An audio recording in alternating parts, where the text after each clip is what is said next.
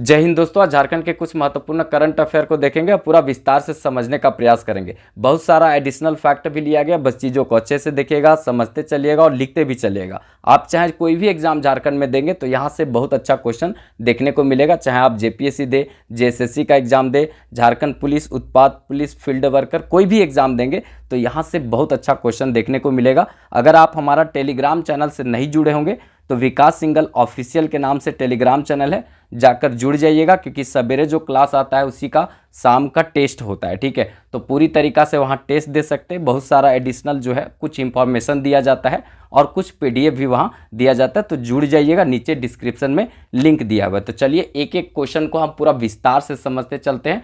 चलिए पहला क्वेश्चन देखते हैं जो बहुत महत्वपूर्ण रहेगा। हाल ही में चर्चा में रहा पकरी बरवाडीह कोल माइनिंग्स प्रोजेक्ट किस जिला से संबंधित है? पकरी बरवाडीह कोल माइनिंग्स प्रोजेक्ट किस जिला से संबंधित है? तो याद रखेंगे ऑप्शन नंबर डी, हजारीबाग से संबंधित है। ठीक है, याद रखना है, यहाँ से अच्छा क्वेश्चन बनेगा।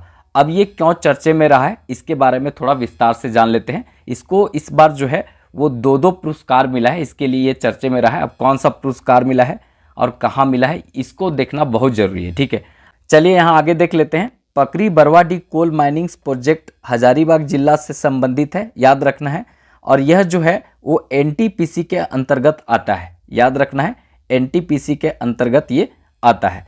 अब यहाँ पर इसके बारे में जितना भी इंपॉर्टेंट बात हो सकता है इसको हम देख लेते हैं। चलिए आगे यहाँ देखते हैं। हाल ही में इसे रायपुर में आयोजित भारतीय power stations operation and maintenance conference 2025 में 2 पुरस्कार से सम्मानित किया गया है, मतलब 2 पुरस्कार दिया गया है। याद रखेंगे, पकरी बरवाडीह कोल माइनिंग्स प्रोजेक्ट को ये दिया गया, इसीलिए ये चर्चे में रहा है। अब यहाँ देख लेते हैं 2 पुरस्कार कौन कौन है, यहाँ से क्वेश्चन पूछा जा सकता है। देखिए, सर्वश्रेष्ठ कोल माइनिंग्स जो है ऑपरेशनल में इसको पुरस्कार दिया गया है।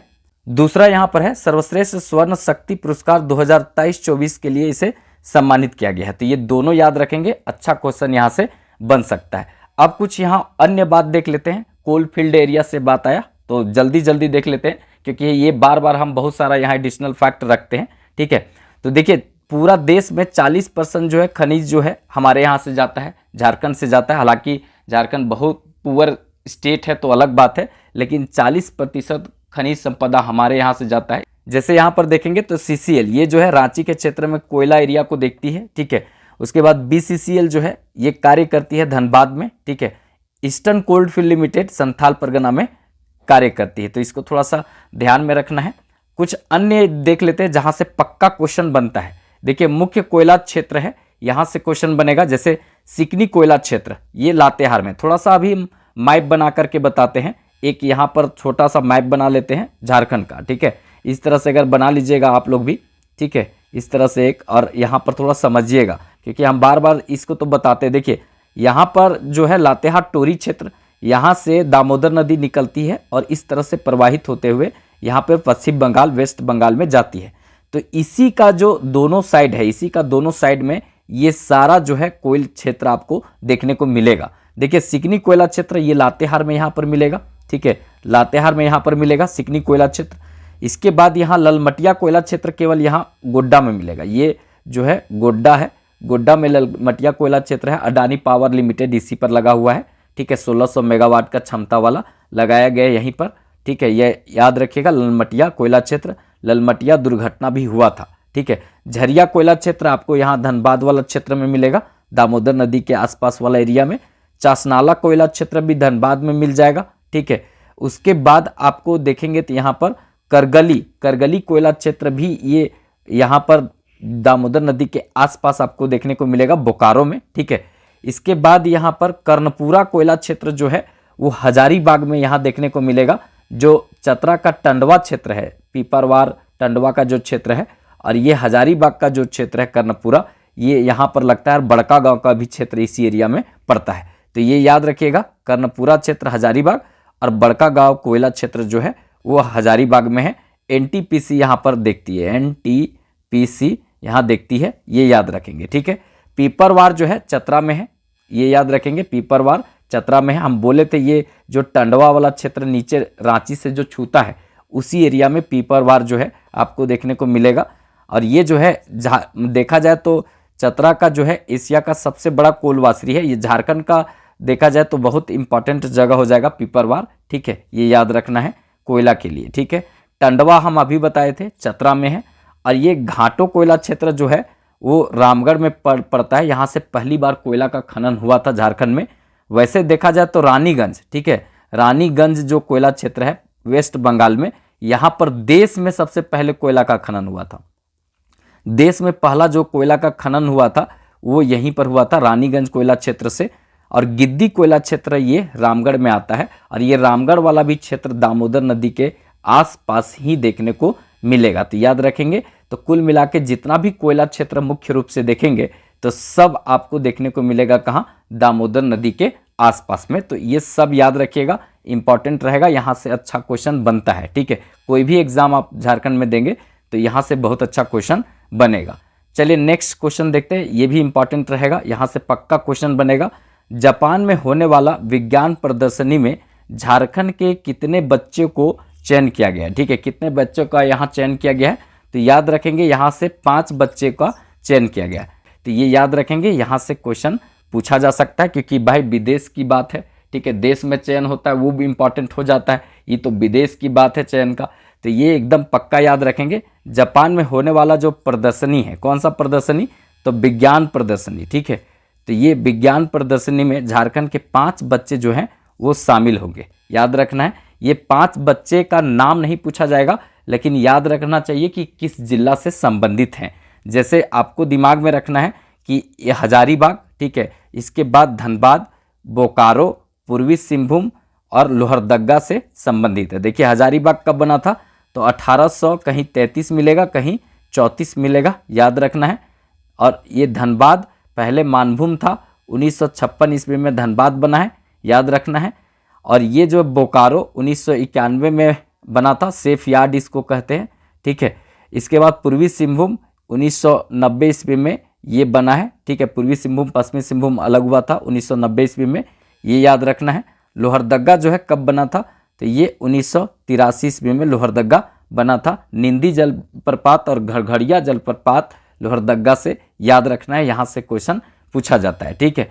अब यहाँ पर जो है देखा जाए तो पूरे देश में, मतलब जो हमारा देश है भारत जो है, हमारा देश जो इंडिया है, यहाँ से 54 बच्चे का चयन होगा, ठीक है, यहाँ से 54 बच्चे का चयन हुआ है, याद रखना है। लेकिन इसमें 5 बच्चा हमारा झारखंड से जा रहा है, तो बहुत बड़ी बात है, ठीक है।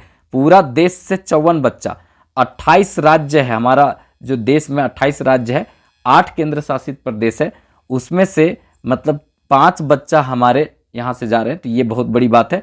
अगर आप इस चैनल से नहीं जुड़े होंगे तो जुड़ जाइएगा। इस चैनल में जो है अभी साइंस का जो है 25 से 20 क्वेश्चन जो रेलवे में जो ग्रुप डी में पूछा जाएगा उसका एक सीरीज आने वाला है।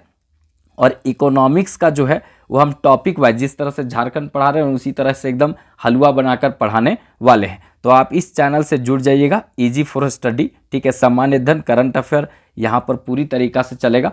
करंट अफेयर का टॉपिक वाइज तो अभी जा रहा है, लेकिन इकोनॉमिक्स यहाँ चालू करने वाले हैं, क्योंकि झारखंड में सबसे ज़्यादा जो है इकोनॉमिक्स में लोग फंस जाता है, ठीक है। तो हम इसको एकदम हलवा बनाकर पढ़ाने वाले हैं, ठीक है। बाकी साइंस का 20 से 25 क्वेश्चन का पर डे ऑफ सीरीज चलने वाला है यहाँ पर, तो आप लोग जुड़ जाइएगा और इसके साथ भी बने रहिएगा। और हम जो है यहाँ पर टेलीग्राम में जो टेस्ट लेते हैं, इससे इस चैनल में भी जो आएगा वहाँ से भी हम ले लेंगे, ठीक है। तो ये याद रखिएगा, इस चैनल में जितना बात आएगा वहाँ टेलीग्राम में टेस्ट लेंगे, तो जुड़ जाइएगा टेलीग्राम से भी, ठीक है। तो ये सारे बातों को थोड़ा ध्यान में रखेंगे। चलिए नेक्स्ट क्वेश्चन देखते हैं। 38वें नेशनल गेम्स में झारखंड की महिला हॉकी टीम कौन सी पदक जीती है, ठीक है। 38वां नेशनल गेम्स हुआ, इसमें झारखंड की जो महिला हॉकी टीम है कौन सा पदक जीती है, तो ज़्यादा खुश नहीं की है, लेकिन कांस्य पदक जीती है, ठीक है। ब्रॉन्ज मेडल जीती है झारखंड की कौन सी महिला हॉकी टीम, तो ये याद रखेंगे। अब कुछ यहाँ पर इंपॉर्टेंट बात जान लेते हैं। देखिए 38वां जो नेशनल गेम्स हुआ, झारखंड की महिला हॉकी टीम महाराष्ट्र को हरा करके कांस्य पदक जीती है। अब कुछ प्रमुख प्रसिद्ध खिलाड़ी हैं, उनके बारे में जान लेते हैं। यहाँ से हर बार एग्जाम में खेल खिलाड़ी से क्वेश्चन पूछा जाता है, तो यहाँ भी पूछा जाएगा। देखिए जयपाल सिंह मुंडा, याद रखना है, हॉकी से संबंधित हैं, ठीक है। और 1928 ईस्वी में जो एम्स्टर्डम में ओलंपिक हुआ था, पहला जो यहाँ पर हमारा देश का हॉकी में ओलंपिक में जो गोल्ड मेडल जीता था भारत, तो ये इन्हीं के कैप्टनशिप में जीता था, तो याद रखेंगे। और ये जो है झारखंड पार्टी का स्थापना भी 1950 में किए थे, और एकमात्र झारखंड के व्यक्ति हैं जो संविधान सभा का सदस्य रहे थे, जयपाल सिंह मुंडा। ठीक है, ये याद रखेंगे, इंपॉर्टेंट रहेगा।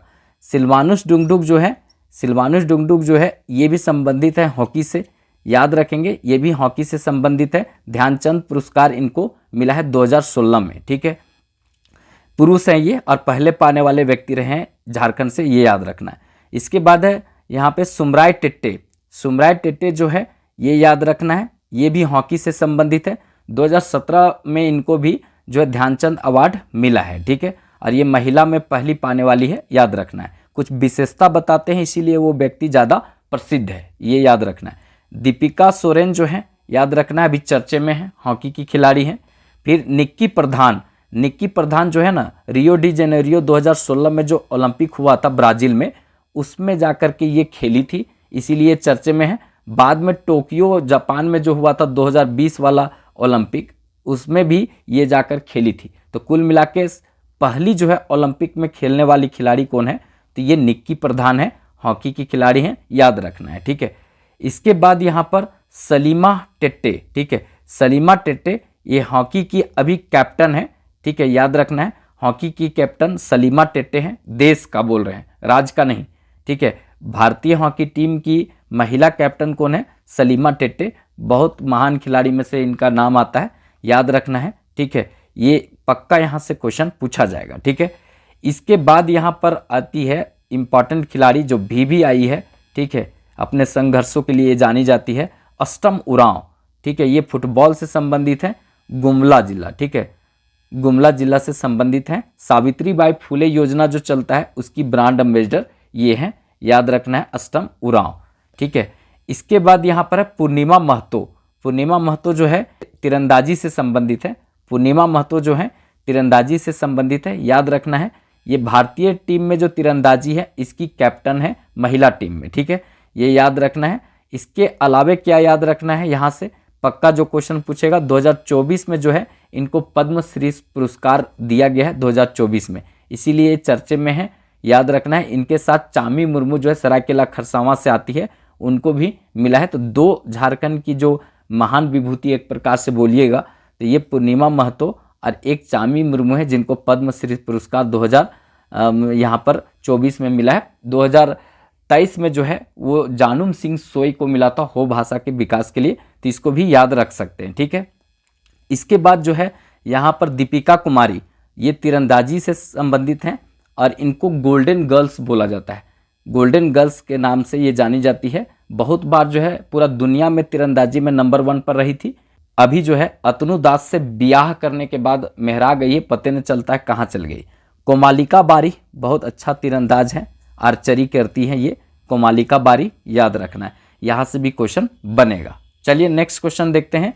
केंद्रीय आयुष मंत्रालय द्वारा हाल ही में झारखंड में कितने नए आयुष अस्पताल खोले जाने की मंजूरी दी गई है? ठीक है, तो झारखंड में कितने आयुष हॉस्पिटल खुलेंगे, तो याद रखना है, यहाँ इंपॉर्टेंट रहेगा 7। ठीक है, 7 जो है आयुष हॉस्पिटल खुलेंगे, याद रखना है। ठीक है, ये जो है केंद्रीय आयुष मंत्रालय के द्वारा मंजूरी दिया गया है, तो इसको याद रखना है। देखिए, हाल ही में देखा जाए तो केंद्रीय आयुष मंत्रालय के द्वारा झारखंड में 7 नए जो है आयुष हॉस्पिटल या अस्पताल खुलेंगे, याद रखना है, खोलने की मंजूरी दी गई है। अब ये 7 जो है आयुष हॉस्पिटल कहाँ खुलेंगे, तो याद रखना है, एक रांची में, गुमला में, ठीक है, ये हो गया दक्षिणी छोटा नागपुर, दुमका और देवघर हो गया संथाल परगना, ठीक है, पलामू जो हो गया पलामू परमंडल, ये कोल्हान हो गया, कोल्हान जो है यहाँ पर पूर्वी सिंहभूम मतलब कोल्हान में हो गया, ठीक है, और एक जो है बोकारो में खुलेगा, याद रखना है, और बोकारो मतलब उत्तरी छोटा नागपुर, सबसे बड़ा परमंडल उत्तरी छोटा नागपुर,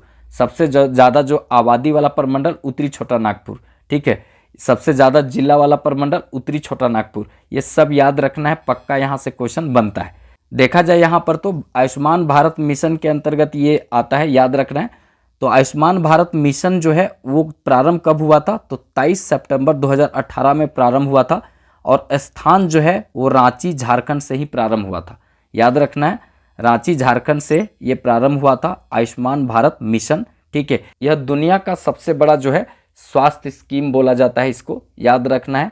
ठीक है, इसमें क्या किया जाता है तो याद रखना है यहाँ पे कि 5 लाख रुपया तक जो है निजी हॉस्पिटल में आप इलाज करवा सकते हैं। लेकिन हॉस्पिटल कैसा होना चाहिए, आयुष्मान भारत के द्वारा जो है मान्यता प्राप्त होना चाहिए, मतलब रजिस्टर्ड होना चाहिए, तब आप वहाँ पर मुफ्त इलाज करा सकते हैं। ये मतलब ये सरकार पैसा देगी यहाँ पर, जितना का भी इलाज आप करवाते हैं, जैसे हर्निया हो गया या तो फिर किसी तरह का छोटा मोटा बीमारी हो गया जिसमें 5 लाख रुपया तक खर्च आता है, तो सरकार वहन करेगी।